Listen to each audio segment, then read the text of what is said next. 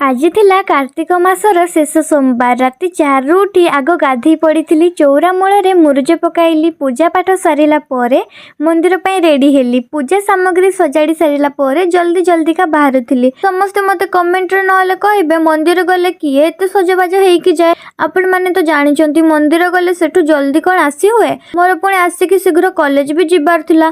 ता पूर्व मुझे सहित शेयर करी मोर सिंपल मेकअप 3टा स्टेप रे। स्टेप नंबर 1 डर्मार 20% विटामिन सी सेरम जोटा कि आपण मानक अक्नी पिंपल रिड्यूस करिबारे हेल्प करिवो। एटा आपण को पड़ी जिवो under 900। Step 2 Lakme peach milk moisturizer. Step 3 foundation. पूरा लाइट मेकअप नेली बिकॉज मते कॉलेज भी जिबार अछि। मंदिर रु आसी कॉलेज पे रेडी हे कि जल्दी जाई पारि नथांती। आज मु लिपस्टिक यूज करिनी काइना मंदिर पई मते भल लागेनी। खाली पादरे जाई कि ठाकुरंकर दर्शन करिबारे बहुत शांति अछि। घर को